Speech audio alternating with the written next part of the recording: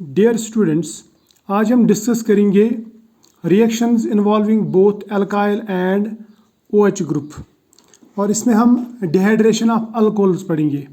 Dehydration का मतलब होता है लॉस ऑफ वाटर या रिमूवल ऑफ वाटर। अब ये रिमूवल ऑफ वाटर कैसे होता है?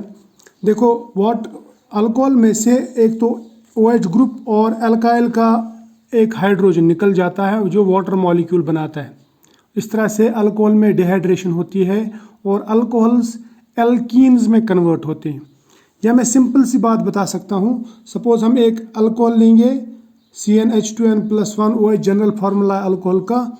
इसको हम एक प्रोटोनिक एसिड से ट्रीट करेंगे, हीट करेंगे इसको एट हाई टेम्परेचर, और ये डिहाइड्रेट होता है, यानी वाटर मॉलिक्यूल रिमूव होता है इससे और पीछे रह जाता है एल्कीन। अब इसका मैं एक शॉर्टकट बताता हूँ आपको, जिससे आपको जल्दी समझ में आ जाएगा। ये मान लीजिए एक अल्कोहल है जहाँ पे OH ग्रुप और ये इसका एल्काइल चेन। तो जब हम इसका ट्रीटमेंट एसिड के साथ में करते हैं और इसको हीट करते हैं तो यहाँ से ये निकल जाता है, ये OH और H, तो यहाँ पे बनाता है ये एल्कीन, और OH और H जो है ये वाटर मॉलिक्यूल में तब्दील हो जाता है, यानी एज वाटर मॉलिक्यूल लॉस होता है। ठीक है, ये दो ग्रुप्स। ठीक, अब एसिड कौन सा होना चाहिए? देखो, एसिड्स में कंसनट्रेटेड सल्फ्यूरिक एसिड या फॉस्फोरिक एसिड या बोरिक एसिड, ये तीन एसिड्स हम लगाते हैं। तो अब हम कुछ एग्जांपल्स लेते हैं। एग्जांपल्स, फॉर एग्जांपल मेरे पास में अगर इथेनॉल है, इथेनॉल को अगर मैं 95% सल्फ्यूरिक एसिड से ट्रीट करता हूँ और इसको हीट करता हूँ फ्रॉम 433 टू 443 केल्विन, तो यहाँ पे भी OH और H ये निकल जाता है, यानी यहाँ का OH और यहाँ का एक H ये निकल जाते हैं और ये बनाता है इथैलीन या ईथीन, और ये OH और H बनाता है वाटर मॉलिक्यूल। तो ये इथेनॉल जो ये प्राइमरी अल्कोहल है। अब हम एक सेकेंडरी अल्कोहल लेते हैं, जैसे आइसोप्रोपेनॉल लेते हैं हम, यहाँ पे यह 2-प्रोपेनॉल आइसोप्रोपाइल अल्कोहल, सॉरी। तो इसमें क्या करेंगे हम, इसको अगर हम हीट करेंगे 60% सल्फ्यूरिक एसिड के साथ में एट 413 केल्विन, 413 केल्विन, यानी इससे थोड़ा लो टेम्परेचर। ध्यान रखना, ये सेकेंडरी अल्कोहल है। तो यहाँ पे भी यहाँ का OH और यहाँ का H ये निकल जाएंगे एज वाटर मॉलिक्यूल, और पीछे रह जाएगा CH3 CH double bond CH2, यानी एल्कीन बन जाएगा, प्रोपीन बन जाएगा। अब इसके बदले में अगर हम ये लेंगे टर्शरी अल्कोहल, जैसे टर्शरी ब्यूटाइल अल्कोहल है, यहाँ पे टर्शरी अल्कोहल 3 डिग्री, इसको अगर हम सिर्फ 20% सल्फ्यूरिक एसिड में हीट करेंगे एट 363 केल्विन, या रूम टेम्परेचर पे भी ये रिएक्शन हो जाती है, तो ये रूम टेम्परेचर पे भी एल्कीन बना देता है। तो यहाँ पे इसका हाइड्रोजन, इसका OH ग्रुप निकल जाता है और यहाँ पे एल्कीन बन जाता है और साथ में निकल जाता है वाटर मॉलिक्यूल H2O। तो इन रिएक्शन से हमें पता चल जाता है कि टर्शरी अल्कोहल्स में रिएक्शन इजीली हो जाती है as compared to secondary alcohols, और सेकेंडरी अल्कोहल्स में इजीली रिएक्शन हो जाती है या as compared to primary alcohols.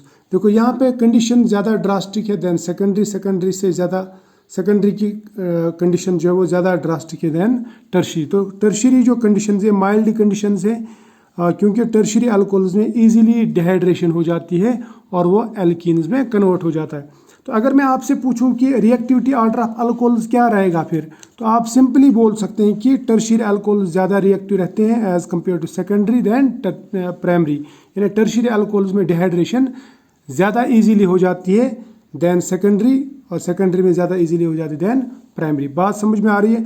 अब हम इसका मैकेनिज्म पहले देखेंगे।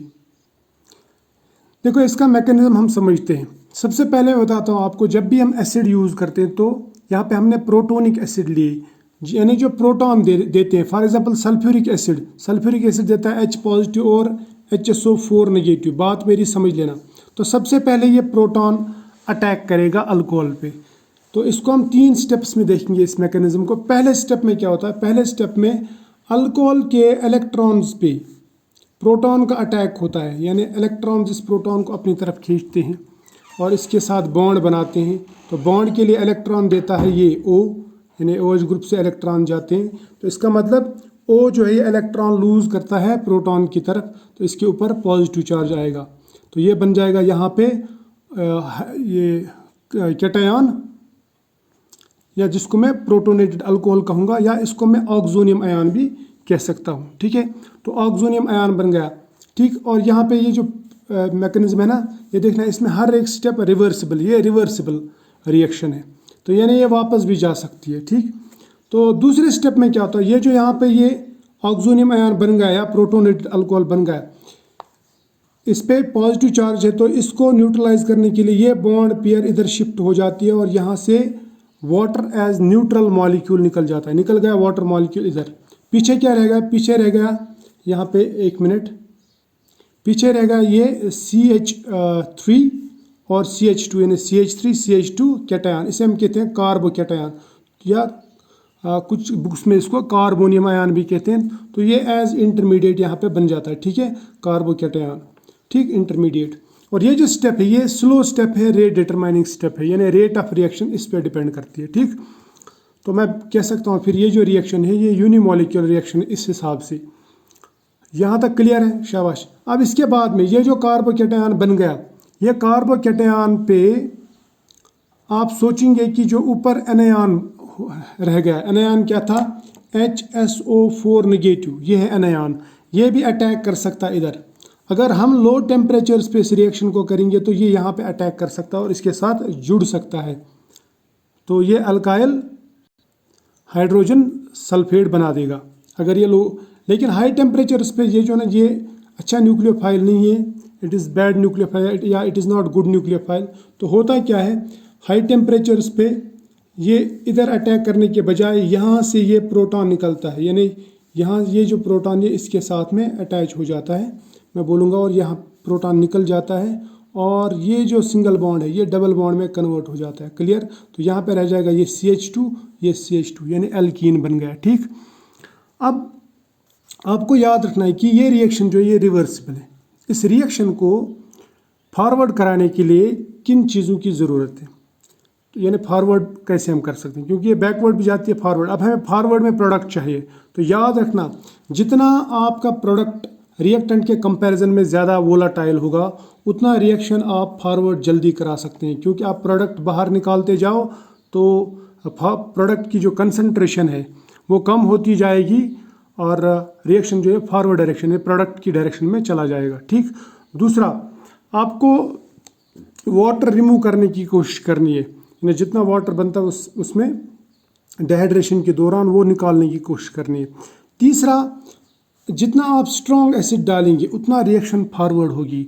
और चौथा, जितना आप टेम्परेचर हाई करेंगे, टेम्परेचर बढ़ा देंगे, तो उतना ये रिएक्शन फॉरवर्ड चली जाएगी, यानी डिहाइड्रेशन जल्दी हो जाएगा और आपको ये साइड प्रोडक्ट्स भी नहीं मिलेंगे। कौन से side products, alkyl hydrogen sulphate side products.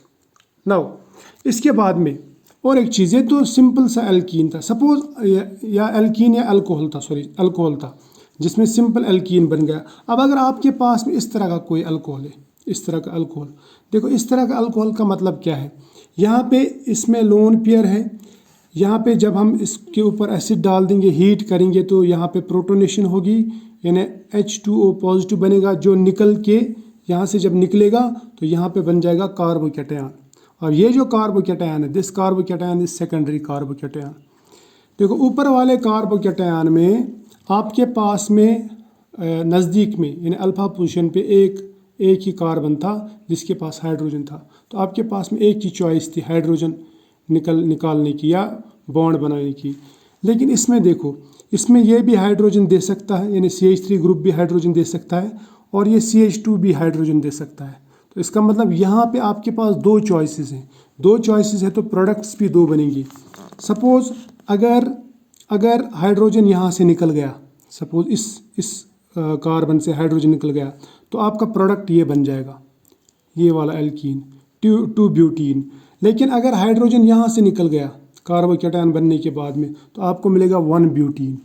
अब इन दोनों में से कौन सा मेजर होगा और कौन सा माइनर, तो कहा जाता है कि, और एक्सपेरिमेंटली भी देखा गया है कि ये वाला प्रोडक्ट यानी 2 ब्यूटीन, ठीक, मोर सब्स्टिट्यूटेड एल्कीन, ये ज़्यादा बन जाता है, जबकि लेस सब्स्टिट्यूटेड एल्कीन जो है ये कम बन जाता है, 25% बनता है, ये बनता है 75%। तो मैं बोलूँगा इसको ये वाला मेजर है, major product is more substituted alkene और minor product is less substituted alkene.